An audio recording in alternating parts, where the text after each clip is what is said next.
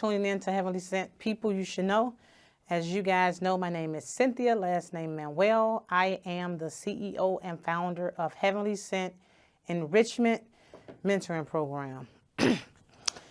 So today I'm by myself and I wanted to be alone so I can tell you guys what we have in store for 2024.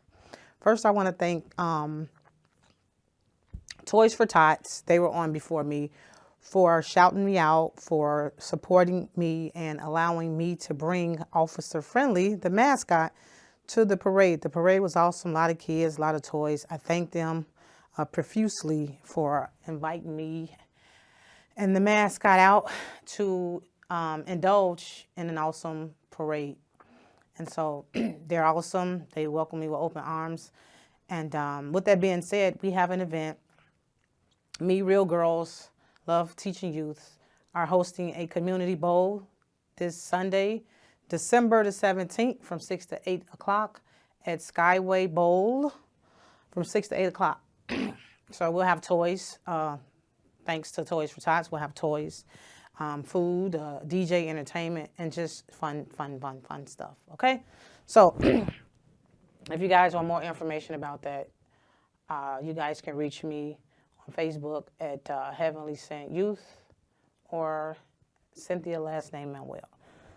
So I've decided to do something different for 2024. 2023, I pretty much focused on males, young men, and I did that because I am raising a young man, and so I wanted to make sure I poured into him and focus my attention on his wants and needs. And so now I think that I have him on a straight and narrow path. I've decided with requests from other parents to involve young women. And so that's where I need you guys. I need you guys to help me with this program. It's a pilot because, like I said, I'm now involving girls. And I know a lot of times when you mix young women and males together, it could be challenging, okay? It's a distraction. So I'm seeking female mentors, women that can come and pour into these young women, males that can pour into these young men and be transparent and follow my mission, right? So that's another thing. And so with this program, it's a enrichment program, and we're focusing on life skills. And so somebody may say, what are life skills? So for me, life skills are, I had to write this down because I'm getting older. I can't remember everything like I once could. But life skills is kind of like their interpersonal skills, making informed decisions, solving problems, critical thinking, creativity, communicating effectively, building healthy relationships, emphasizing with others, coping with and managing positive energy in a productive manner, respect, learning how to communicate. And so that's what the life skill part is about. And also, every single day, every day I'm interacting with kids, I realize there's something they don't know. For instance, cursive writing, if you guys didn't know, they took cursive writing out of schools. And so it's crazy because, as you adults know, anytime we have to sign an important document, the back of a credit card, whatever, it has to be in cursive writing. I took my son to export the other day, and so I took him as a guest. And so guess what? He had to sign his name in cursive. And so he looked at me and was like, I got to sign in cursive. I was like, see what I'm saying? And so I did a cursive writing class with the kids, with the boys, probably a couple months ago. Learning how to tie a tie. My son came on one day and was like, Mom, we have to wear a tie. My coach said we are doing we're taking team photos. And so guess what? He knew how to tie a tie because I taught him that. Now, these things aren't taught in school. So as parents, we have to take the initiative to keep our kids abreast to, what's out there. And what else? Basic car maintenance. You'd be surprised. Some of these young men don't even know how to put air in a tire or check oil. So all these things I will be teaching young men and women. What else we got on here? Critical thinking, healthy communication, focusing on self-control, basic hygiene, personal grooming, laundry. A lot of these kids parents probably wash their clothes and don't even care if their clothes are being washed. So, we're going to do a laundry day. Financial literacy. We're going to teach kids how to save and budget, things of that sort. What else? Problem solving. Public speaking, which is important. So if you notice nowadays, most of the kids clueless about how to communicate and articulate their voice, because most of the time, just like with adults, everybody has their head in the phone. You go into a room, everybody's pretty much on their phone, a meeting, or any public setting. And so I do what's called a peace circle. And with this peace circle, I have the kids sit in a circle, and so no phones. They have to rid themselves of their phones, and I make each one stand up, state their name, something they like and something they don't like. And all the other kids have to listen. And so we don't realize that most people like to talk and not listen. Next time you're talking to somebody or having a conversation with somebody, watch how long they talk and even count the time that they listen or don't give you a chance to interject or get involved in the conversation. And so, again, and most times people talk to be heard, they talk to respond, not talk to comprehend, right? And so with the kids, as I was saying, I call it an elevator speech. I make them stand up, say their name, something they don't like, or something they like. And so after maybe 3 or 4, and with straight posture, they can't say the word because as adults, we got a bad habit of that. So do I. So you train the child up in the way they want part, right? So I let 4 kids go speak, and I have them sit down, and then I'll ask the kid, hey, what's his name? What is it that she don't like? And so now they all looking like, right, because you guys aren't listening. And so that's well, that's going well. And even still, if you notice with some of these athletes, younger kids, they put the camera in their face, and you're like, what are they talking about? What are they saying? Posture bad, they slumped over, they playing with their hair, and they using and no articulation. And so I'm setting these kids up for public speaking, and they don't even realize it. Exercise. Exercise is healthy. Staying fit, it is what, we all, for the most part, obese. Need to drop a few pounds. Listen to me, I can't even talk right. Need to drop a few pounds, right? And so we're teaching kids to be physically fit. I got a couple guys that are trainers and so on and so on, that they're going to come in and do some fitness class with the kids.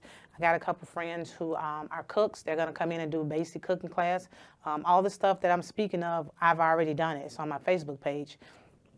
A young man I reached out to him because he is a chef. He has a shared kitchen. So I took about 5 boys out there.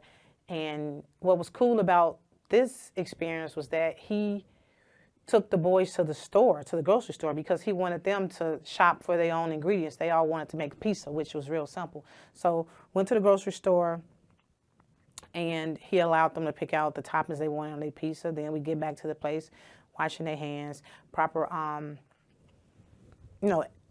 kitchen etiquette, if I should say. And, that was cool. And so those guys, safe to say that they now know how to make a pizza from scratch. And so everything in between. For instance, I got this game that I want to play with the kids. Shout out to Tamisha Green for donating. She gave me about 4 or 5 twin air mattresses. So with that, I'm going to do most kids like to compete, right? Everything with them is competitive. Okay, right. Meet them where they at. So we're going to do a bed making course, right? So I'm going to get a pillow, whatever you need to make up a bed. And so I'm going to time the kids. We're going to get in groups, and we're going to see who do it the fastest. So guess what? It's repetitious. And so now when they get home, hopefully they'll make their beds up in the morning on their way out for school, right? So again, we have to fill in the gap, fill in the need, and that's what I do. What else? Organizational skills. I'm sure parents, I think that these kids don't realize that they need to keep their room clean, right? And so I thought it was just my kid, but talking to other parents, it's not just my kid, right? So they all over the place, stuff everywhere, and it's like, really? So that at one point or another, you guys gonna live on your own, and you gotta know how to clean up behind yourselves. What else? Basic hygiene. That's definitely an issue with a lot of our kids. What else? Making healthy connections. Setting boundaries, learning to deal with their emotions, conflict and resolution, improving their self-esteem, learning to listen, like I mentioned earlier, self-awareness, stress management, self-esteem, positive thinking, interpersonal skills, empathy, listening skills, handling healthy disputes, right? Making decisions, setting goals, problem solving. And so this program will take place at the local library. I'm working with Douglas Park Library. Shout out to Kanisha. She's been awesome in allowing me to have space there and move forward with the program that I'm doing. What else? CPR. CPR is very important. As you guys see the shirt, right? CPR is extremely important. I think every individual, every human should know how to do basic CPR, because you never know when you may need it. It can be your mother, your father, your daughter, your baby, whomever. With basic CPR, you can possibly save a life. Okay? So, also, Stop the Bleed. That's another course that the kids will learn how to do. So, Stop the Bleed is exactly what it says. It's stopping the bleed. So, in the event of a car accident or a mass shooting, which happened a while ago, so you figure 4 people get shot. Do you think they're sending for an ambulance? Of course not. So we need to act. We need to act. The best thing we can do is do something. So if you see, blood protruding, you want to stop the bleed, you want to get a tourniquet or a shirt or something tied up to stop the blood from protruding until health professionals arrive. What else? Bloodborne pathogens. I'm doing it all. The kids going to know how to do any and everything that I can think of. And so that leads me to my next point. Shout out to Martin G. Johnson. He does an awesome podcast on Facebook at night. And so last night we were having a conversation with some women, and he was pretty much asking them, are they teaching or training their kids, their young sons, to be the women? Nope, take that back. Training their young men to be the man that they are looking for. Case in point, he was talking about what type of man that women desire. And so that was the bait. And so when they came on there saying what they were saying, he was saying, okay, are you training your young men to be that individual that you're looking for? And so a lot of the women were talking about a village and the father not being there and all this and all that. And so I let them talk, and I said, you know what? It's real easy for us to point the finger, but we have to take accountability for our actions and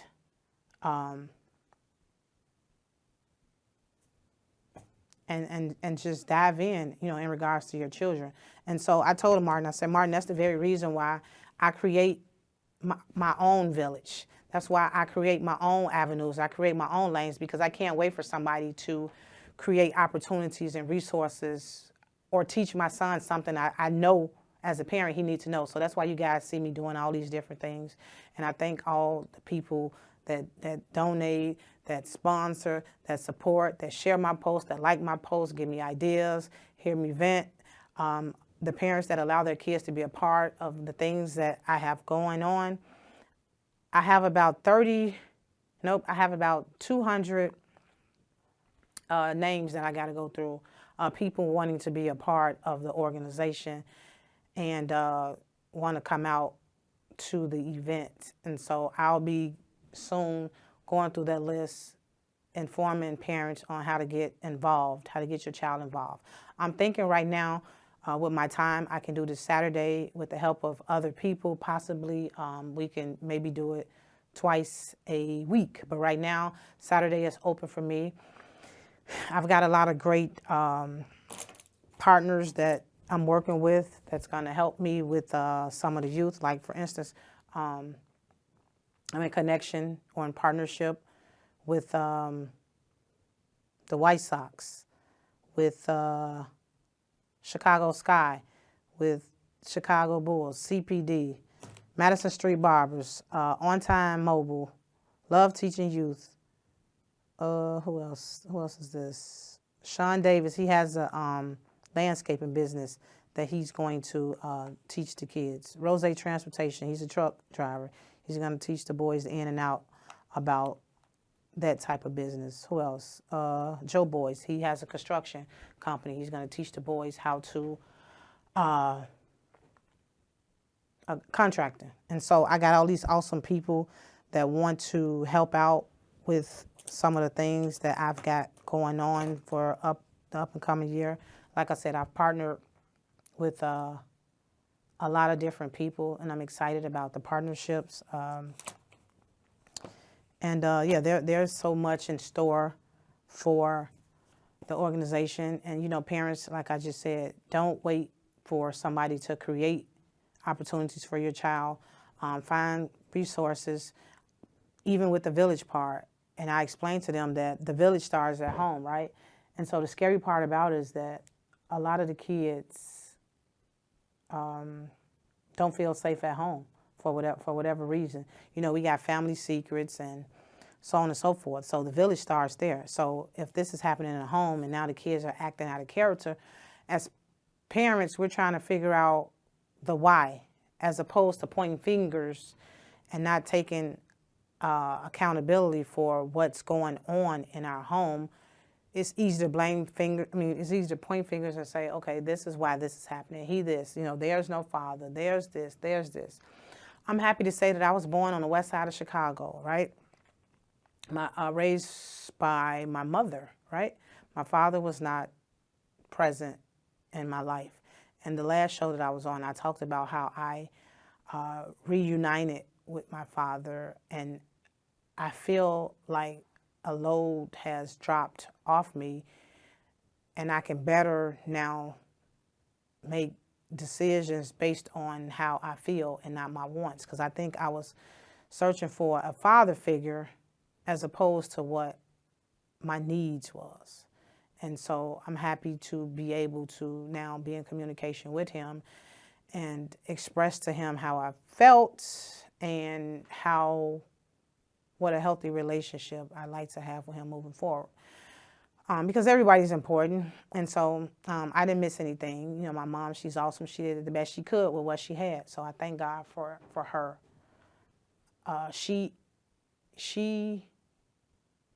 I'm the person that I am because of my mom. You know, I watched her work 2 jobs to make sure me and my brother had everything we needed and majority of our wants, okay? I don't remember a time that I lacked anything. And also, parents, it's important to be a parent and not your child's friend, because once you start befriending your kids and doing all these adult things with them and around them, they begin to lose respect for you, right? And so now, you know, you're trying to figure out why your son is being mischievous, as my grandmother would say, being disrespectful and out here just doing everything because he lost the respect. And respect starts at home with that village, right? So the village starts at home. So and even with my son, I'm not quick to just put him in programs with people, because everybody that say that they're for kids, not for kids. Everybody that you think got your kids' best interest, there's some weirdos out there. So anytime my son is a part of something, you know, I'm hands-on, I'm active. I'm there trying to figure out who to what, when, why, what type of company is coming around these people, or what's going on. Because it's I'm telling y'all, it's some weird stuff going out there. So you want to protect your child, your kids, as best you could. I've never been the type to allow my son to stay the night over at people's houses, none of that. You know, it's just, we live in a different era now. So with that being said, I'm just advising parents to be accountable for your children.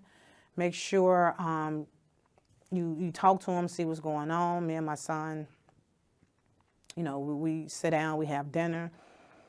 I allow him to vent. I allow him to play his music in the car, because I don't want to take away from who he's trying to be As a parent, it's my job to guide him in the way that he should go towards he won't part. And so we have sit down adult conversations, just like the other day, I told him to write down 10 things that he wanted to accomplish. And he said he wanted to graduate from high school, he wanted to get a good paying job, he wanted a car, and something else he said. So I'm like, no, that's not specific enough. What kind of job you want? So you see, I'm allowing him to, I'm allowing him to be able to express himself to me. Like he was having some issues with the teacher, right? And so I was telling him, I'm like, son, you have to advocate for yourself. If you're having an issue and if there's something you don't understand, I can't be everywhere with you. However, I need you to handle it first. If there's, like, for instance, if you don't understand the homework, or if you're struggling, whatever, let the teacher know, hey, I'm having an issue. I can't seem to comprehend this. What can I do to get extra, makeup work? How can, what is it that I can do? And I said, and so after that, after you do your part, if the teacher isn't adhering to what you're saying, then I'll step in. But I can assure you that if you are going to the teacher, letting her know that you're struggling, having a hard time, or whatever it may be, she'll get that taken care of. This was his first year in high school. And so he's now in his second year, and things are much better than it was before, a different environment. And so, of course, kids are going to have a difficult time, new environment, new people, new teachers, everything is new. So I didn't expect him to, go right in and just execute everything. And so it's a learning experience. He's excited. I'm happy, for his progress, the progress he's made. I'm grateful for the teachers there, his coaches, for just, keeping him encouraged, if I should say. So I appreciate that. And so, I can't stress how important it is as a parent to get actively involved in your kid's life. Talk to them, sit with them, take them out, see what's going on, because kids deal with stress just like we as adults do. So adults, we can go hang out, go to the movies, do whatever. Kids, they can't. We quick to send them with the grandparents, and so now they sitting over there stressed out and angry, and so now they acting out. And so also I realized that even with adults, there's a backstory to the why. Okay, why he act like this, or why she act like this, what's going on.